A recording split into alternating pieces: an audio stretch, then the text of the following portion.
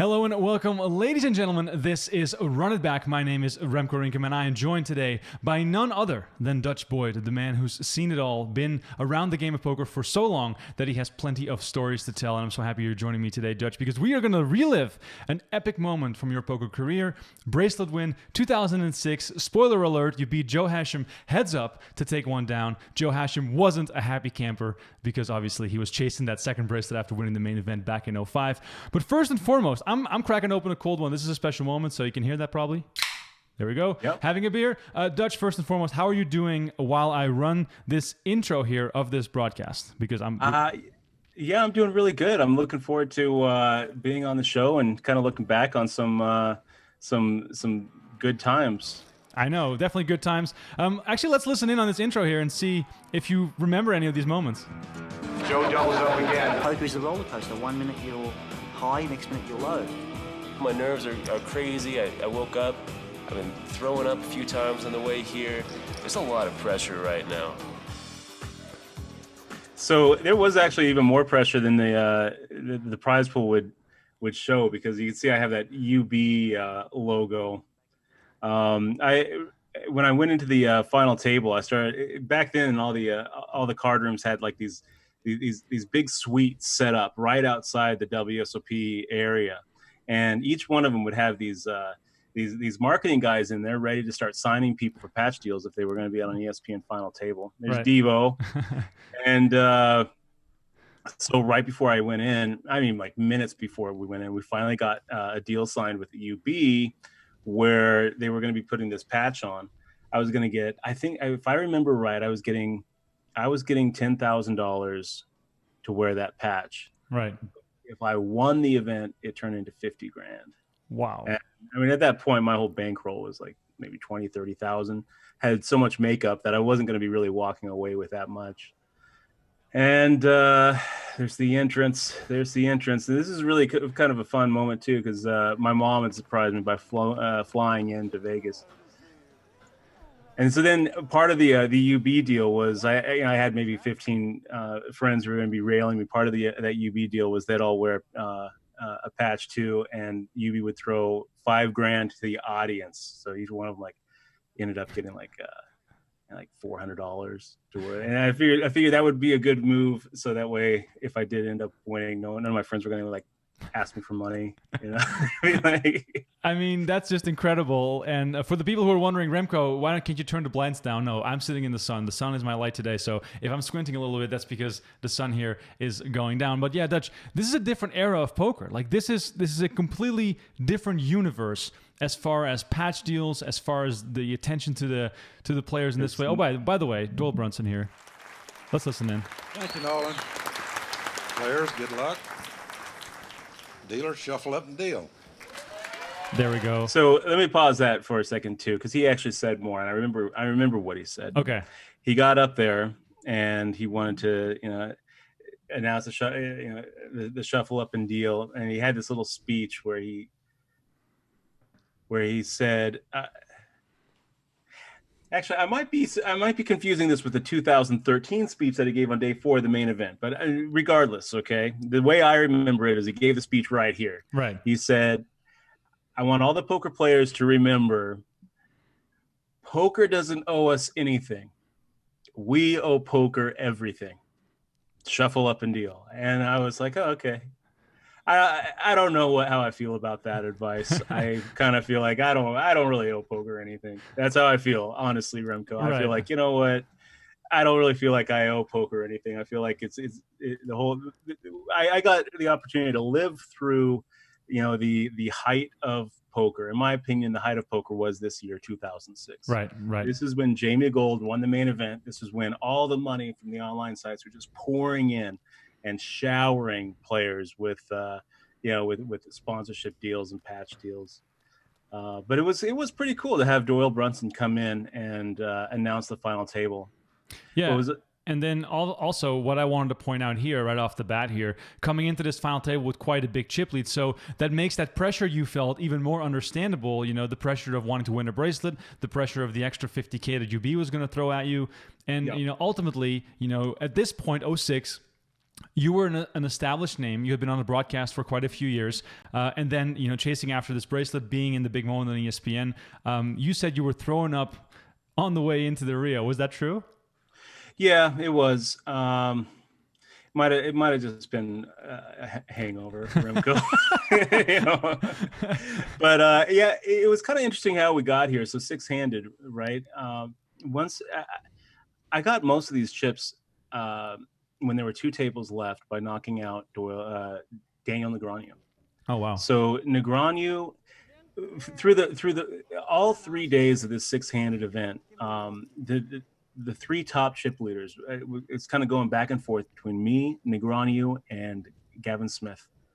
And we were just kind of crushing the overall field. I mean, it was, it was like, we'd be up in the 100,000 range. Meanwhile, 4th or 5th place would be like 60,000, and then once we got to 200,000 and 300,000, it really was, it felt like, six-handed more than most events, I think, kind of really pinned down that you're not really playing against the 5 people at your table. Right. That the poker tournaments really are all about chip accumulation, and you're really you're not playing against seat 2 and seat 3. You're really playing against that guy over there on table 32. And with six-handed, it's a special type of format because you've got let's see if I'm bluffing here. I'm going to bluff it. Of course I'm going to bluff it. 4 clubs out. I've got all the chips in the world. I'm looking at Hachem. I'm thinking, okay, Hachem, when we're here six-handed, he's the toughest one. Right. But I also know that Hachem has this mentality of a 10-handed table or a 9-handed table. He has this mentality of, I'm going to get heads up and then I'm going to win it. Right. I mean, Hachem also has this, extreme layer of confidence from winning the main event the year before. It gives you this sort of, I guess, unstoppable feeling. I've never won the main event, but that's just what I'm sort of picturing it feels like. But in your shoes there, you hadn't won a bracelet. You had been on the coverage a lot. You had become a big name. So how important was it for you to get a bracelet? How much were you sort of thinking about that? Well, at this point, I kind of assumed it would happen eventually. Right. I didn't really feel like I had that much to prove as far as being a top tier poker player. I had won other tournaments, not World Series tournaments, but I had made enough final tables and been enough, played enough champions by this point that I knew I could hang. And once you get to a certain level of poker, really, to win a bracelet, it really just becomes all about volume. I knew eventually I would win because I was gonna put in the volume. But there is a big difference between a player with a bracelet and a player without one. One of my favorite moments in poker was Ryan LaPlante, because I think he won his bracelet in 2013.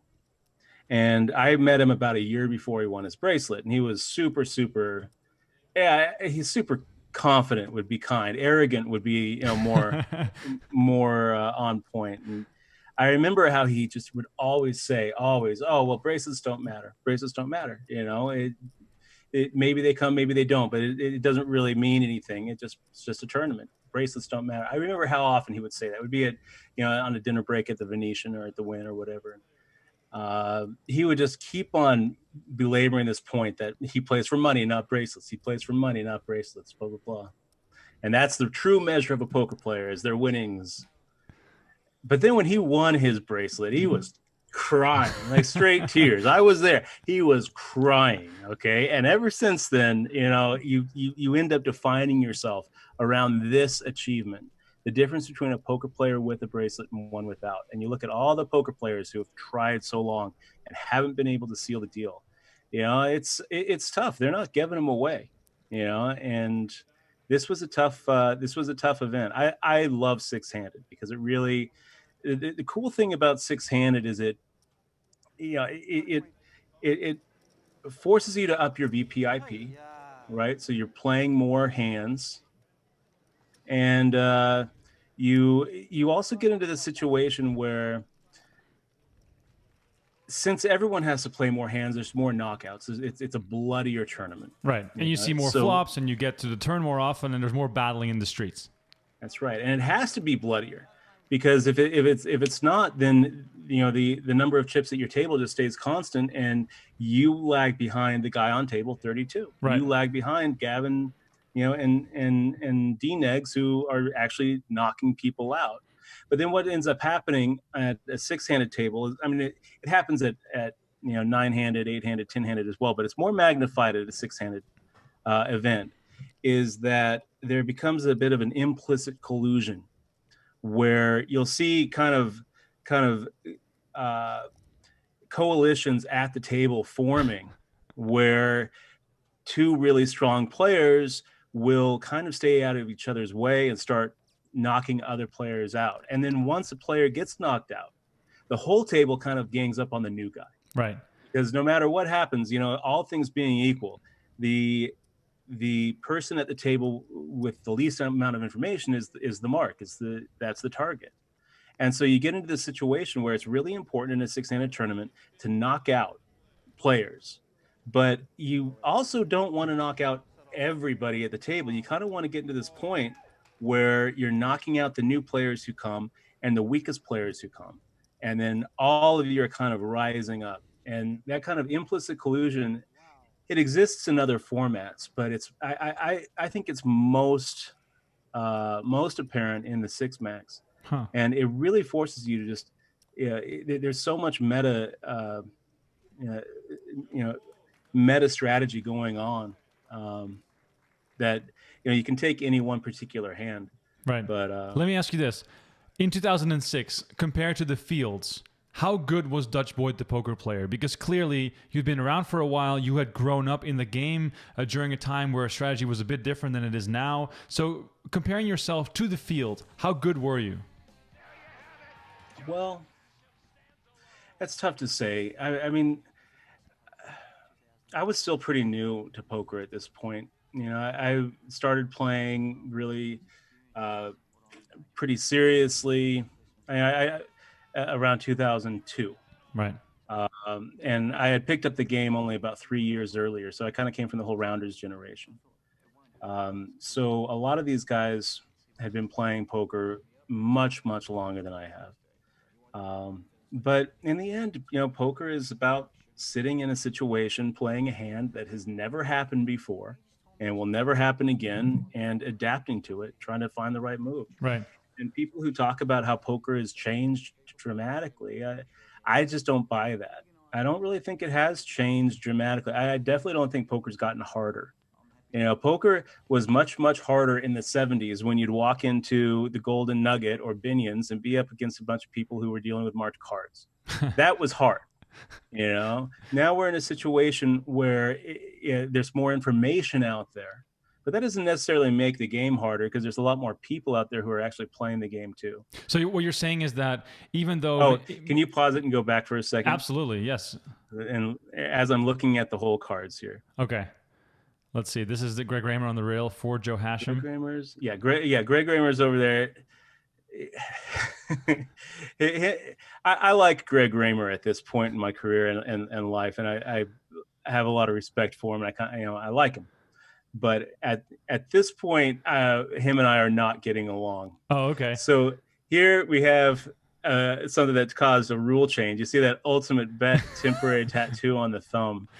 And the next year, WSOP and Caesars decided that they were going to go ahead and do away with any sort of hand tattoo placement because of that. I kind of wanted to make sure that UB was getting all the exposure that they were paying for. It's funny because back here, I feel like maybe I was one of the first people to realize that poker was going to turn into what it eventually did become, which was these online sites showering money into poker, on poker players. And you get into this situation where you become a poker star, right, and you make more money than being a poker player. Right. You know, and that's not really the case anymore. And it wasn't the case before about 2004, 2005, 2006. 2006 really was the heyday of it, though. Yeah, we got a big all in here. You raise, Hachem moves all in with ace jack, and then Pete Hassett. Hassett. Yeah, he calls. He was a Southern California, really cool guy. You know, I really liked Pete. I wish that he was able to crack this hand because he was a lot of fun to play with. And also, I'm kind of sick at this point seeing anybody get knocked out. Right. You know, as a monster chip leader, what I'm trying to do here is keep everybody in. Yeah. And push all of the stacks down and have all of them playing for these big money jumps. I kind of want every single one of these other players playing for second place. And the best way to do that is to keep them all about the same. While my stack goes up, theirs all kind of goes down to the point where now, you know, they're sitting there with 4 big blinds each, and you know, just ICMing their way into, you know, a fold almost every single situation. Right. You know, that's really how you want to make it happen. So then when you finally get heads up, the guy has 3 big blinds and you have all the rest. At the end of the day, though, eliminations are important, and we lose Hassett here in 5th place, so we're down to 4. They are important, but like this was a bad elimination for me because Hachem already, I think, was in 2nd place in chips. Right. And I didn't want him to start getting to the point where he was playing for 1st instead of 2nd. I mean, here you look at this. This was, can you pause it? Yeah. So here I've got 1.2 million, and they've got what 865,000 between them. You know, Hachem, after that knockout, he had jumped up to like 700,000, I think, but they only show how many hands here. So this was a long tournament, and there's so much going on that they just don't show in the camera. But the main thing is you're trying to push all of them down evenly, right? You know, and you really kind of want to get to a point where you don't really want, as the chip leader, to eliminate these short stacks. You want to have them all going down. So there's a couple of moves, I think one especially right here, where I think Goodman goes all in, and I end up squeezing another guy out who called because of the ICM, because they're all sitting here with 200,000, you know, 250,000, and it just even when they're you know, even if they think that they're ahead, they just have so much to lose. So here we go. Goodman's got these kings. Let's see what happens. So Hachem calls your raise. Goodman 3-bets, you call, and Hachem gets out of the way. He gets out of the way. I'm sitting here with Goodman. Goodman looks sick, and look at him. He looks sick about this. And this is just unfair. Flopping trips. I mean, right?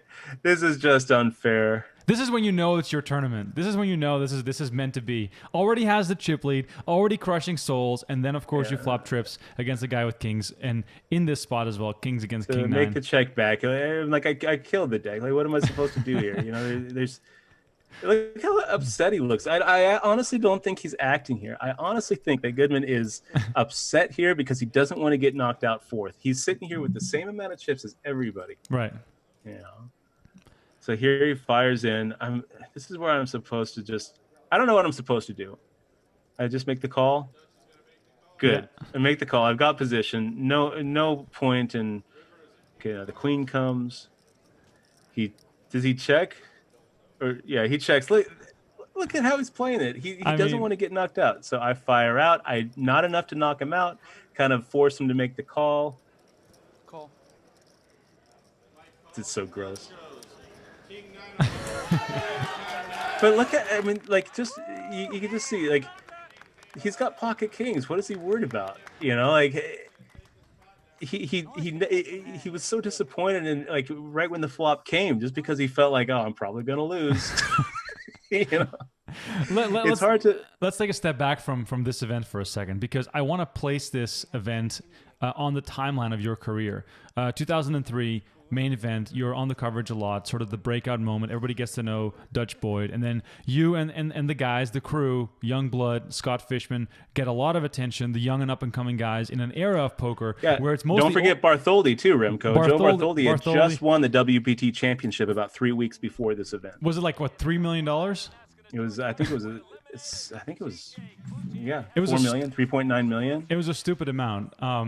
It was a massive, massive WPT. So then, that era for a lot of our current audience is so far away. We're talking like 15 years ago. This is a very, very long time ago. So what was your life like back in 06? Like, were you living the celebrity lifestyle? Were you just playing poker every day, going from casino to casino? Like, talk to me about, this part of your life. No, I was not living a celebrity life. Life was very, very difficult because I was living a life of a poker player and not a sponsored poker player. Right. I don't think that. I think that even though I saw it coming, I kind of misjudged the chances of me actually nailing a sponsorship. I don't think it was ever going to be happening for me. And apart from these kind of one-off deals from a final table, I was never at that point where I was secure in knowing that I would have a bankroll a year later. Right. So I was on the tournament trail, pretty much going to every single WSOP circuit event, every single WPT, and grinding and playing, and very much reliant on actually winning poker to pay bills, pay travel expenses. And it was very stressful. I was not looking at like a 6-figure bankroll at this point. Right. And so it was, very much up and down, and not really living a very high life, but living a very fast life. Right. But do you think that's a common misconception when someone is on TV a lot, and when people recognize you from like the broadcast? Well, sure. One thing I've discovered in poker is that poker players have less money than people think they do to a man. Even the ones like, who do have the sponsorship deals. And there's very few exceptions to this. Probably less than 10 people in the poker world have more money than people think they do. Right. Most are, about 3-4 weeks of run bad away from being broke. Wow.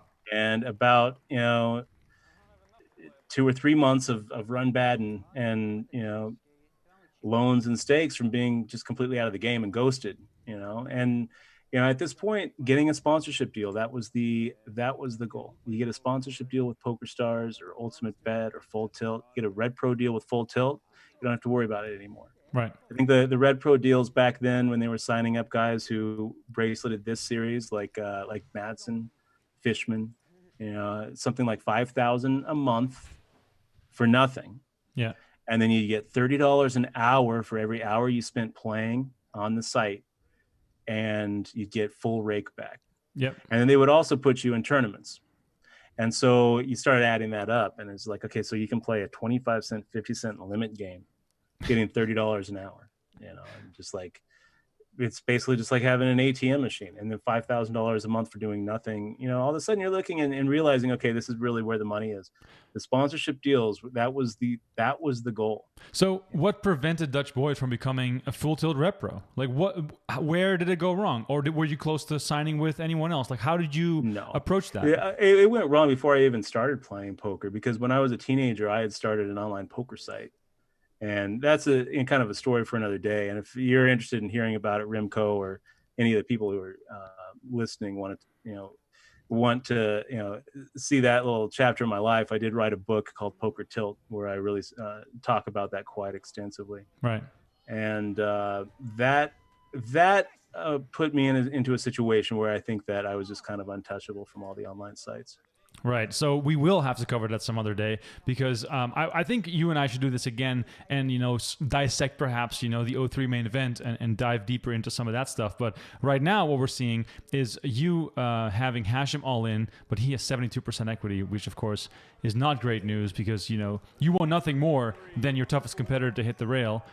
Sure. And you're counting the outs on your fingers there. There's not many, but there are some. Yeah. 2, 3, 4, 5. Hachem is just he's so stressed out though. Like, he is like, the most he's the nervous wreck right here. You can totally tell. There it is. Hachem doubles up and stays in the game. Small hit for you, obviously. Still the chip leader. It was a hit, but it's also one of these spots where it's just like, okay. Hachem points this out later on in the in this broadcast, where he kind of points out the fact that he's been all in against me and he's always had the best of it. Right. And and that was true. Yeah. But I pointed out to him, and I think it was kind of a point lost on him. I don't think it even occurred to him what I was even saying. I said, yeah, but you've been all in 3 times against me. So if you put those together, where are you at? The point is that when you are a monster chip lead, like I was here, I don't know what the chip counts were there. So he just doubled up. He's got 573,000. So he had, somewhere around 250, so I was still at this point where I had 1.2 million, more than 60, 63, 64% of the chips in play. So you can go ahead and take these shots against the short stacks when you have that kind of monster stack. If you imagine that what they're going to do with that is continue to just kind of grind down and try to outlast the other two. And I continued to put him into the situation where I was trying to knock him out, or at least threatening to knock him out. Yeah. Because I felt like he was a lot less likely to take those chips, double up, and then double up again and again, and get the chip lead. Right. Which that turned out to be the case. Like, here's another example, and they make this look like it happened one hand later, right? It didn't happen one hand later. This was an hour or two. This was a long tournament, and here we get it in again where he's got the best of it, 75%. He's happy about it, and I'm like, yeah, you should be happy about it. I've lost a lot of 75%ers. I mean, I feel like every player who's ever played poker has lost these hands quite a lot of times. I do love the fact how much it matters to Joe here. I mean, it matters equally as much to you, but like you can see, Joe is actually having a big physical response here. You've been dominating this table and just, sort of waiting for that knockout blow against any of your opponents. And then this time, once again, he finds a hand and, you're quite a big dog. But still, you still have that advantage.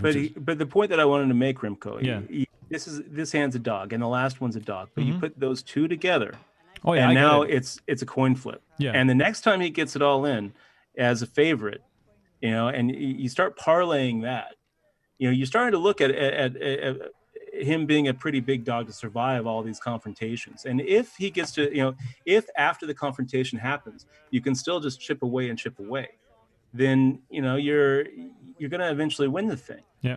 And so all these all-ins happen. It's kind of, important to realize all these all-ins happen pre-flop because he got back down to the point where pre-flop all-in made sense. Yeah, no. But post-flop, what would happen is, like we saw earlier, 4 clubs would come and I'd force it and he'd fold. And it just kept on happening over and over and over, where he would regain and have a strong second, but he would still just be overwhelmed by the chips I had. And he kept on getting just pushed down and pushed down. Seabach, I miss that guy. Let's see what this is about. You just bad beat me is all that it means. That's poker. That's poker. That's poker. Of course that's poker. We're not playing pinochle. That's poker covers like everything. What is it really that poker is? That's poker, man. It kind of makes me Chad ill. Brown, miss that guy. That's basically their way of telling you they got a bad beat without complaining. Why do I get to serve this? Forget that. Oh, that's painful. Yes! That's poker. It's like everything's poker. Like, well, I had 2 kings and lost. That's poker. Yeah. So I got low on chips. That's poker. What is poker then? Oh. It means I got screwed. There's no God. From the heavens. That's poker, man. Oh, man, I love these old segments. It's so cool to see all these faces. I mean, a lot has changed over the years. I mean, if we think back of the characters back then, by the way, having a look at the chip counts look at here. that. So now we got Joe Hachem as the chip leader. Heartbreaking. And these other 2 guys are sitting on crumbs while you guys are playing. You guys are playing heads up with 2 spectators who happen to have chips. That's sort of what it feels like. Pretty much is what it feels like. But just to dive into a side street here, this era of poker, do you miss it? Or was it just, a time that you lived through and now it's moving on to different things? I don't know that I would say I miss it, Remko. I do think that I do think that I as it was happening, I felt like it was going to go on forever. Right. And I do think that if I had known how quickly it was going to end, then I probably would have spent a little bit more time on the tables than I did. Because I think that I can't remember if UIGEA. It was in 06 in December. So UIGEA happened after this. Yeah.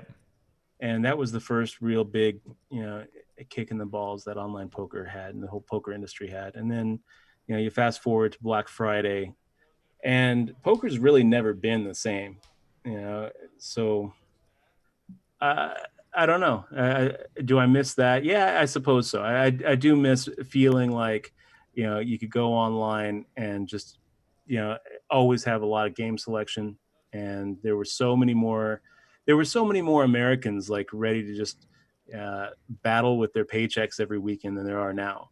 I mean, in a way, though, poker has evolved in a positive way for almost everyone outside of the U.S. The U.S. has been chopped down because of UIGEA and Black Friday, and everywhere else in the world, poker has either rebounded or grown significantly. So, the era of the U.S. market being the dominant market, that is definitely long gone. But for other places, it's still growing. And if you look at the turnouts for some of these online events nowadays across the world, those have been massive as well. But this era, this is like the WSOP poker boom era, is definitely never coming back. But it is cool to look back on, and I'm glad we have all this footage. Is this your number one poker memory? This win, this final table? Yeah, it's not even close. In fact, I would say, Remko, that the Bracelet 2 and Bracelet 3, nowhere near the kind of thrill and high and just the sense of just overwhelming joy. Right.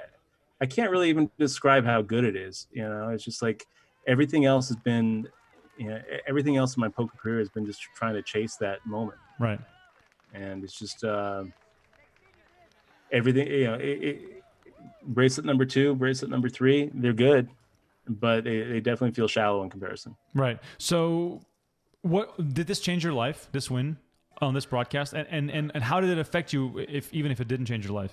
It definitely changed my life, because I feel like if I had not won this event, if I had gotten 5th, like, Pete Hassett, or 4th, like Goodman, spoiler alert, Goodman gets 4th.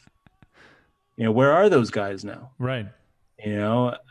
This one in 2006, winning the bracelet, this was the one that put me in a different caliber of player, not just for my, my own ego, but for other people too. Because you can go to a party and say, yeah, I'm a professional poker player. And somebody can say, oh yeah, so is my cousin, so is my brother-in-law. Do you, he counts cards in Vegas. Do you count cards? And you're like, your brother's, who's your brother? And he's like, oh, his name is whatever, Oliver Jones. And you're like, no, I've never heard of him. So he's not really a professional poker player. Like there's, well, who are you? I was like, oh, well, I have a bracelet. There's only 1,100 of these, 1,000 of these. There's more Super Bowl rings. There's more, there's more World Series of baseball rings than there are these bracelets. And this bracelet at the time, and even now, kind of big black line between, real professional and wannabe. Right. And but so did that status part matter to you, or was it also that this financially, put you on a different level? I mean, both, but it also just, it's kind of encouragement. It's kind of saying, okay, you're on the right path. You're doing the right thing. And I don't know, like, I'm not going to, I don't know what my life would be like if in 2006 I get 5th place in a bad beat, right, in this thing, or if I'm the one who loses to Negroni when I get 8th, and I have a bad WSOP, and I'm like, you know what, this is just an uphill battle the whole way. I think it's time to do something else. it's time to go back to law, or it's time to do real estate, or it's time to, learn to code and get back on, web development. I'm not convinced that my life would really be that worse. It could be that, Goodman, Hassett, Knight, it could be that these guys' lives are much, much better because they didn't win this event.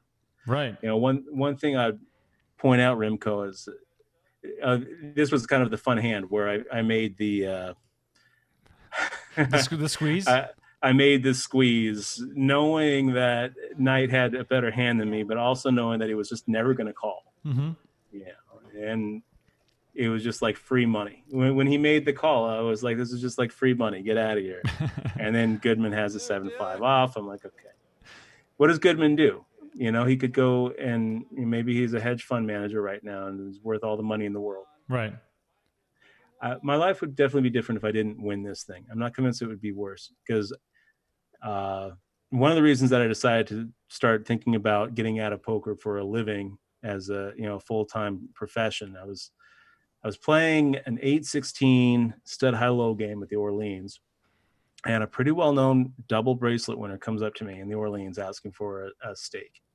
And I'm like, I can't do it, or I wouldn't be playing 8-16. Right. But let me give you, I've got a comp. I can buy a Subway. So we get him a Subway. I go back to my game, and then I have to use the restroom. I go to the restroom, and I can see in the reflection of the wall, 2 bracelets, this guy. He comes in, eating the Subway into the Orleans bathroom, okay? This is a guy who had millions of dollars to his name at one point. He comes in, and another guy comes in, and this guy reaches deep into his crotch and pulls out this big aluminum ball of something and hands it to the guy and gets $10. The other guy goes into the stall, and you can hear him smoking something. And I'm like, this is what the retirement plan for poker looks like. Wow. This is just like, this is bad. Here's this guy just selling whatever, crack, meth, whatever, out of the Orleans bathroom. This guy had 2 bracelets, man. This is a poker champion. Right. And then you see guys like Barry Johnston, like main event championship, 5 bracelets and struggling to beat the 4-8. Mixed games. And it's just like, it goes back to what I said before. Every single poker player I know, every single one of them to a person has less money than people think they do. And, here I am almost 40, Remko. And at the time I decided to kind of start looking at trying to get out of poker full time, 37. And I'm thinking, I have 3 bracelets. On paper, I have millions of dollars under me. But what do I really have to show for it? Because pretty much everybody in my graduating class before I ever got into law school, before I ever got into poker, when I finished law school back in the day, 20 years ago, they all have more to show for what they've done. And they also, arguably have done more for the community and people around them. Right. Whereas what have I done? Played a game of poker, took people's money at a poker table. And it was fun, and I felt like I was good at it, but it was really fulfilling, and was it really rewarding? I think you're starting to see kind of a lot of people from, where I was coming up kind of reach that same conclusion. So let me ask you this then. A couple minutes ago, you said this is my greatest poker memory. This is the greatest thing that ever happened to me as a poker player. But the way you're phrasing it now, it is almost as if this is the worst thing that has ever happened because it attached you to the game for that's absolutely true. Another decade, yeah. Even though on one side of the scale it's the best memory, on the other side of the scale, like what you were saying, Goodman might be running his own business now because he never had that dream of continuing to live as a poker player. And no matter what he's doing, he's probably doing better than if he would have stayed with poker for 20 years. Yeah, we don't know.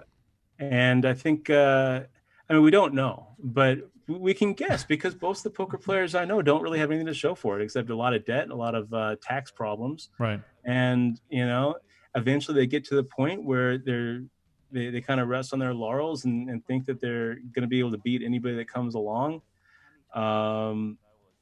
It's a tough game, and it's not a really rewarding game, especially when there's not money from the outside coming in as a player. And when you win a bracelet, you start building your identity around it. And it definitely feels like it captures you and it gets you. And then it's especially when you win multiple bracelets, when you're on number 2 or number 3, it becomes that much harder to remove yourself from that. And then after a while, you just kind of become unemployable. No, what has this guy done? He's done nothing except play poker for his whole life. But is it also a form of mental unemployableness in the sense that whenever the poker strings tug at you, they always sort of win because of the rush and the adrenaline and how exciting it can be and how $1,000 buy-in can turn into a $300,000 score? Is that just always looming in the back of your mind? Absolutely. And it's really hard to be just content with an hourly rate. It's very difficult to go into a work environment where someone's going to be telling you what to do, where you're going to have to clock in, and I didn't know if I could do it.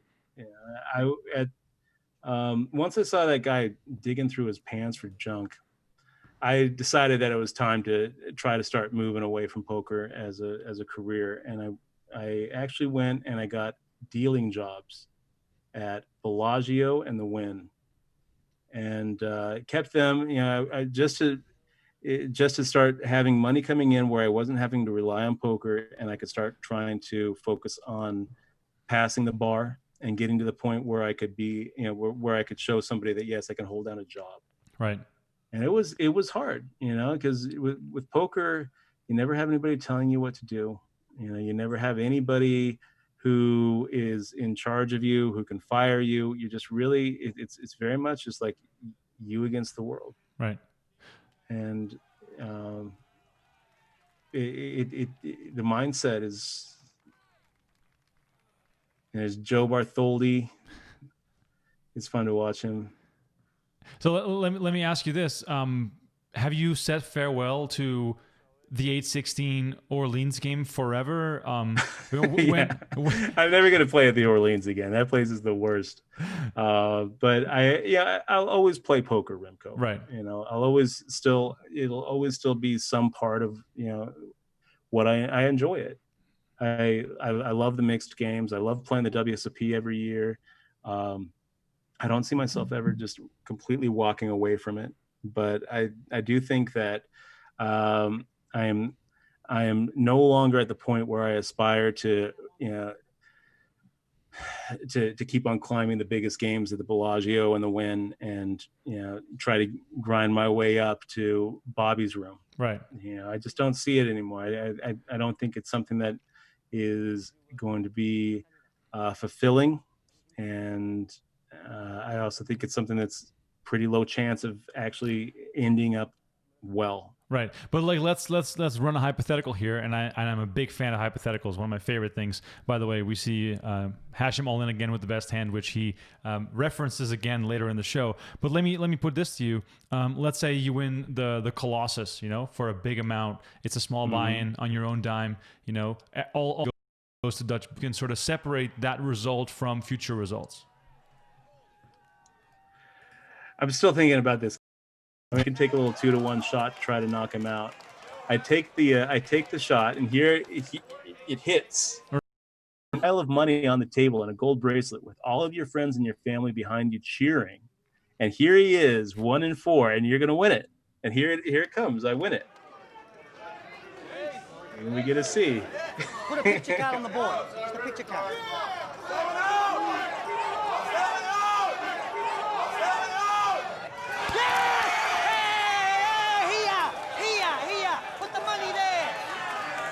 Wow.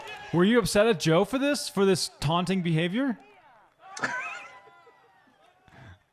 It's so sad. Look how sad I am. I'm like, and everyone was like, it's okay. You're just going to have to do it again. Like, Diva's like, look, you're just going to keep on chipping away and do it again and again and again. Eventually it won't happen. Wow. I mean, that is one of the most extreme celebrations that I've ever seen from someone not winning the tournament, by the way, because Hachem doubled up. Him pointing at the table and saying, put the money here, put the money here.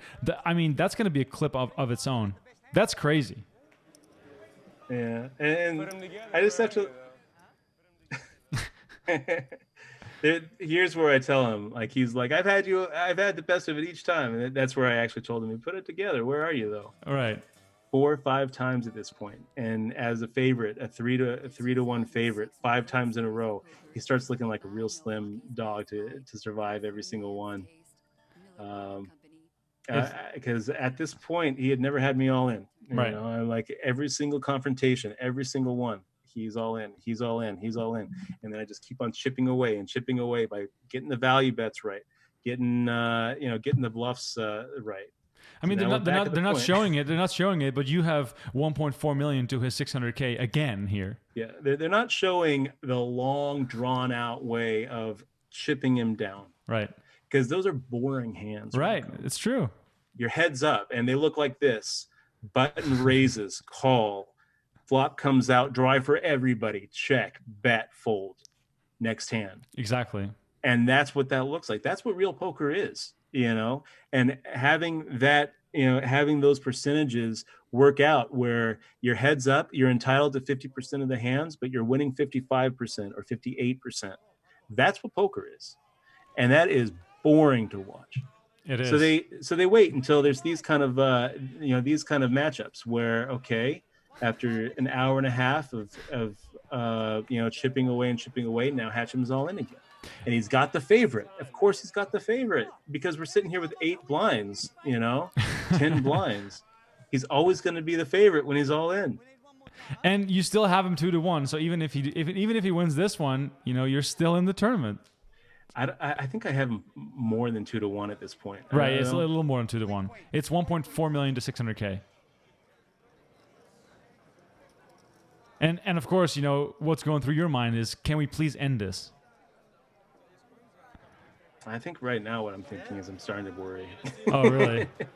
At this point, I'm starting to worry, because I feel like, I feel like if he keeps on just winning these all-in matches, eventually he's not going to let himself chip away. So did you feel as though you had the upper hand over Joe as far as skill level? Were you dominating this match? Absolutely. And I know on paper it would have looked like he was much better than me as a poker player, but I think even at this point he just wasn't. He shouldn't have been.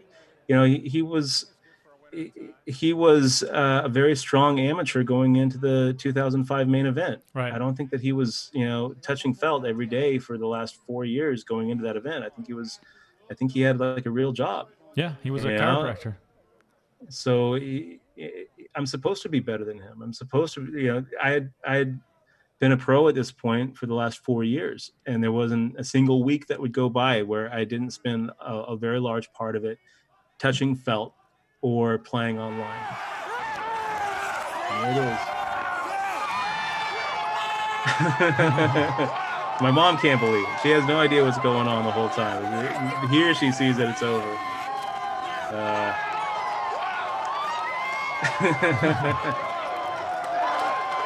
How can it get better than this?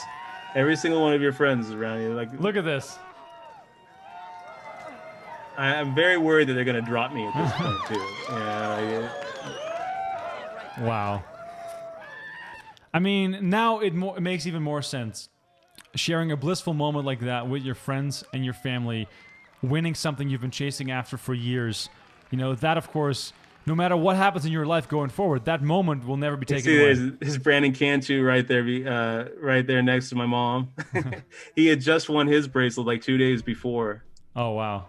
And you just like, you're in this like spot in time where legends are being made, and you see them coming. You see these legends.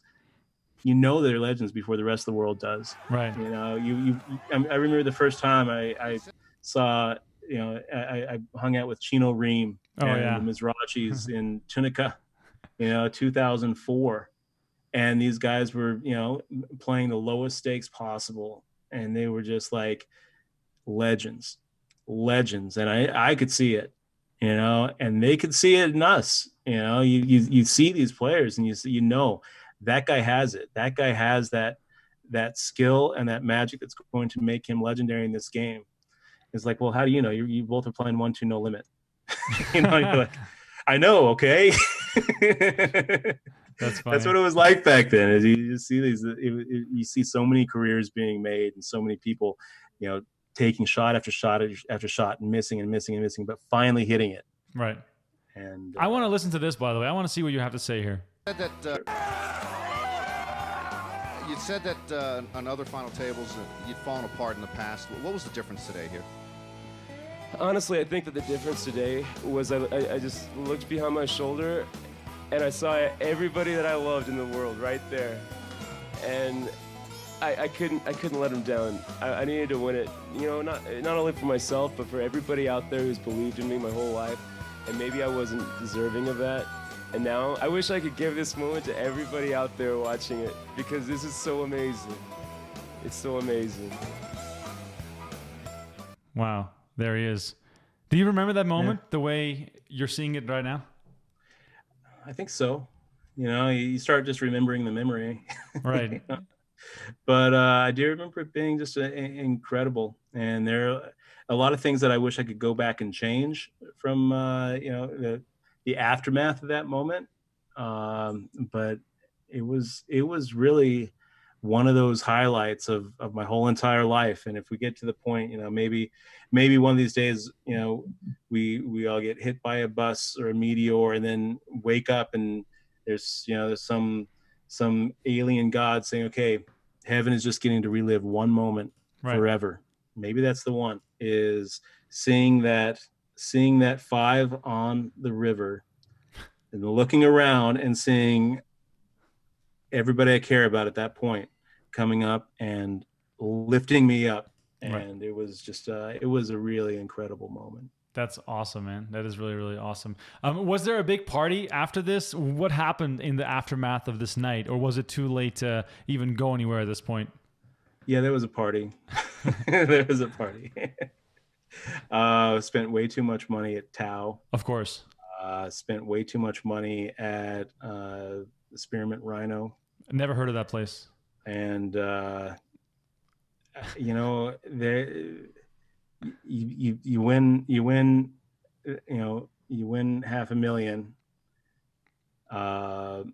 Majority of it does not go in your pocket. Right. When you're backed, most of it goes to the backers, clear the makeup, and then you have to worry about the taxes. And then at the end of it, you're looking at a much, much smaller percentage, probably 110 maybe. Right.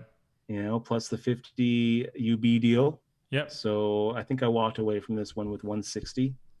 And I think that when you're on the top of the world like that, and you just took down the champion, the reigning poker champion, it's very easy to think in your head, this is going to happen every day. Right. This is going to happen on Monday and Tuesday and Wednesday. I'm going to win 3 bracelets. I'm going to win 4 bracelets this summer. And I don't have to worry about saving this. I don't have to worry about saving any of this for a rainy day, Remko, because there's not going to be any rainy days from here on out. I mean, I thought I was one of the best, and now I know it. So here we go. Let's go ahead and spend a big percentage of this, 15-20% of this win. Let's go ahead and spend it tonight on clubs and strippers. That sounds like a good plan. Oh yeah, for sure. And especially back in 06 when, the poker money seemed to be infinite in many various different ways. Yeah. But also, let's not forget, Dutch, the year after, you might as well have won 2 bracelets in the span of a week. You finished 3rd in the stud event. Scotty Wynn and Eliel Ezra go heads up. That's a $200K first prize. And then you finished 5th in the 5K 6 max, which is basically this event, but then a year later. And that was $900K for first. So, that was such a disappointment too. That was Bill Edler. And we're 5-handed and we get it in where we both have about the same amount of chips. He makes a shove, a real big over shove, like 23 big blinds all in, just rips it, fold. Bill Edler, does he call? Does he fold? Does he raise 2x or 3x? No, 23x all in.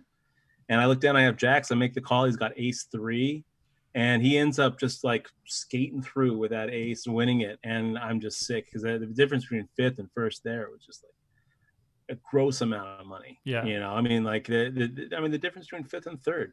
So it didn't really feel like winning two bracelets, winning another bracelet. Final tables, that's the rub about tournament poker, Remko, is these final tables. You get second or third or fourth, and it actually feels worse the further you get. Right. You know, and they structure the payouts to be that way. You know, the truth is there's not really that big of a difference between coming in first and second in a tournament. You know, why should there be such a reflection in the payouts? You know, Pete Hassett getting fifth in this event. He played just about as well as any of us, but he's going home with just a fraction of what I came home with. Right. It's just a marketing trick. Yeah, but yet you and thousands of others torture themselves for that slight chance to ever, get a number one place. Yeah. Over and over and over again. And it's also, at the end of the day, as you said, if you get to relive one moment for the rest of your life, it might be this moment. So the list of contradictions is just never ending. Like the risk reward ratio is completely out of whack. It's a completely insane lifestyle from how you describe it. Yet the best moment ever is when you finally manage to win one. Yeah. It's kind of poetic in a way. Yeah. I don't know. Is it? I don't even know how to respond. Was there a question in there, Remko? No, there wasn't. I was just stating some facts here, and I think it's the beauty of the game, but it's also the pain that is within that beauty, I guess. One of my favorite quotes in poker was actually there's a guy named Darren Thomas who's in the crowd here behind me. He's a big black guy who ends up getting second place, I think, the year after this against Lane Flack in a shootout. And he said, and I had met him back in San Jose when we were both grinding real small stakes. And he said to me that poker is pain management. That's all poker is. That when you're trying to play poker for a living, poker is pain management because it hurts.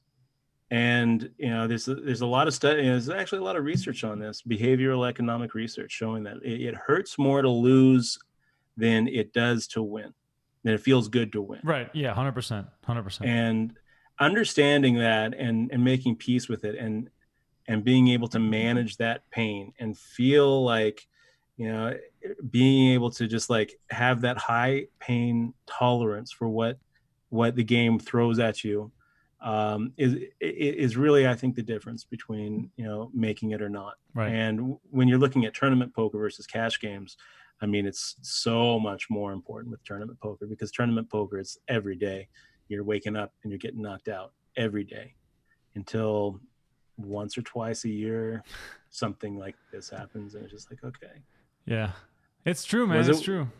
It's pretty nuts. I have a few more questions before we wrap up, but I just want to tell the audience, please, like this video, subscribe to our YouTube channel. If you're on Facebook, please follow our channel and like this video as well. Share with all your friends. I do this show twice a week, Tuesday mornings and Thursday afternoons.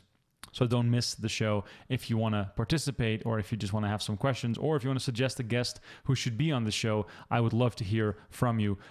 Dutch, what I want to ask you about is, at this point, now that you've taken a step away from the game in a certain way, you've passed the bar, you're a lawyer, do you still have ambitions in the game? And if there are any, what are those? I suppose my ambition at this point, Remko, is to break the record for the oldest player to win a bracelet. Wow. That would be a fun one to actually take down. I would like to continue adding to the bracelet count. I don't think that I'm ever going to get to the point where, I'm even close to being able to take over a guy like Helmuth. 15 to 10 right now is where he's at, I think. I think he's at 15 already, yeah. I kind of feel like that, that question of who the best World Series of poker player in history is and was has kind of been answered. So I don't really think that, and I don't think that anyone's ever going to touch that. But I would like to add some to the bracelet count.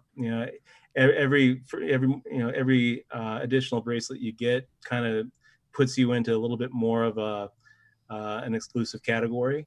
3, once you start getting down to 3, I think that you're down to about 80 players. Right.